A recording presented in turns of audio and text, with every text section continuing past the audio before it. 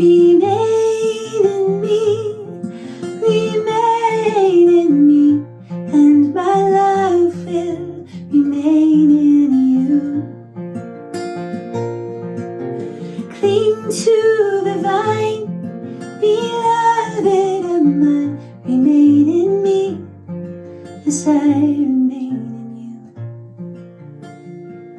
When I was a little kid, I lived in the same house as my mom and my sister and my grandparents, and they were such wonderful, amazing, happy years. My grandparents were such generous people, and they had a very open door policy, so all were welcome to their home. I was often in the company of my aunts, uncles, cousins, friends, friends of family friends, on and on. Most of my memories of these interactions revolve around the exact thing that the readings are about today, and that's food. No, the family table, though, was a sacred space. It was the time of day when I gleaned the most wisdom of the world, listening to the adults discuss the events of the day, what happened to them at work, or even just them sharing a joke or a ridiculous story.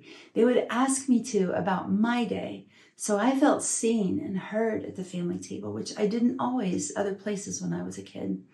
There was a gamut of emotions expressed at the family meal: uproarious laughter, problem solving, building up of others, discussions of faith, family history was often talked about, even disagreements, but not handled in anger, always in love.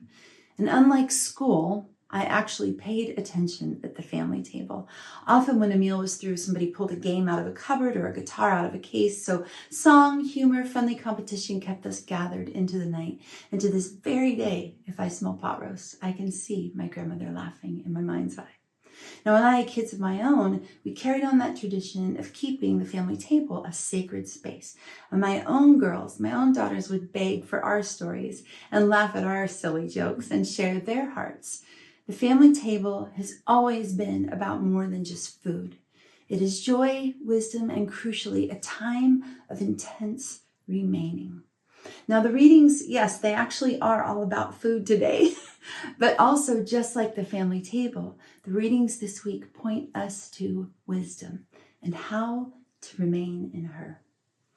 In this first reading today, wisdom is personified, I love this, as an amazing hostess who has set a wide table, just like my grandma used to, and asks all who seek understanding of any kind to come in. And it's worth noting that in this time in history, most people were not considered important enough to be invited to a feast of this kind with the best wines and best food and most attentive servers and most lovely ambience. A feast like this one would have been out of the purview of most people because only a few were considered worthy of such a feast. But wisdom in this reading says that everyone is worthy of understanding the things of God. Not one person is kept away from what she, wisdom, has to offer. The one prerequisite, though, is that we must give up our foolishness. Today, we might interpret that as put down your cell phone and be present. We are asked to be present and to pay attention to what is offered to us and right in front of us and all that has been given to us in this life. And we're called to listen and learn and be present, remain in wisdom. Now, in the psalm today, these beautiful words of what I like to call holy imagination: taste and see the goodness of the Lord. Now, the psalmist's holy imagination is painting such an amazing image for us. The goodness of God here is so real and so visceral that we might actually see it with our eyes and taste it like we might taste a delicious chocolate croissant. That's my favorite. But in this explanation, God is not just an idea, right? God is living and breathing among us, and his goodness is a feast for the hearts of the wise. And the psalmist goes on to say that for those who have this special sight and those who can look to God with joy and wonder, their reward is a life lived in the palm of God's hand, so close that we might see God and hear God and know God. Remain in holy imagination. And one of the great joys in my own life has been making music. And so I love this second reading because Paul talks about music with the Ephesians. And I have a funny image in my brain, though, whenever this reading goes by. I imagine Paul like a parent opening a garage door, yelling at a garage full of kids who are in a grunge band playing horribly. And one of his own kids is there, and he just is admonishing, get a life. Y'all got to get a life. And that's sort of what Paul is asking the Ephesians in this with loving admonishment. But what he's really saying is this: Are you being foolish with your life? Are there things you're wasting your time on? Are you possibly being ignorant on purpose? Are you getting drunk on wine but missing the beauty of the real feast? So Paul is, in his inimitable Paul style, saying, be wise and don't mistake the world for the feast of God. He interestingly closes by saying, make music, and I gotta love him for that. Singing so often accompanies a feast, just like it did for me when I was a kid. And he says, address one another in psalms and hymns and spiritual songs, and sing and play to the Lord in your hearts. But if we unpack that, maybe what Paul is saying more deeply is this: let your whole life be a song. Let every word you speak be a melody of praise. Let every beat of your heart be a beautiful prayer that God hears. Don't waste a breath of your life, but live with purpose. Remain in intention. And in this year of Eucharistic revival, oh, how perfect is the gospel reading.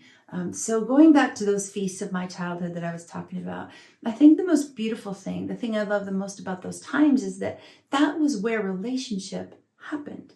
We all grew closer as we shared food with one another, passing food to each other, listening to each other, learning from each other. Breaking bread together created those deep bonds that only family can experience. And the memory of those feasts and those conversations they're still alive in my heart and in my mind.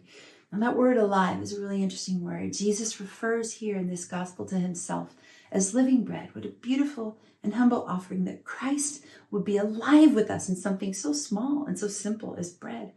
But we're again called to use our holy imagination and see the Eucharist as something not just that we receive, but something that's really living, fully alive in us, something that forges a deep relationship, a bond with God, and something that creates family when it is shared. Jesus is saying, remain in me, not by just receiving the Eucharist, but entering into true relationship forever by it. And our call and our charge, the charge of the Eucharist and the charge of wisdom and of this gospel, is to invite all to the table, to make endless room for others, to leave no one out, because wisdom in love welcomes everyone to the feast. So may we do the same. Welcome others to the feast, remain in Christ and in communion with the world and the love of God. To this table I gather you in. Oh, come and feast. Come and feast with your servant, your Lord and your friend. At your feet, at your feet. My body will break like the bread I lift high. My blood will be crushed like the fruit of the vine. To this table my mercy is free. Oh, taste and see, taste and see. Remain in me, remain in me, and my love will remain in you. Cling to the vine, beloved of mine, remain in me as I remain in you. Remain in me as I remain in you.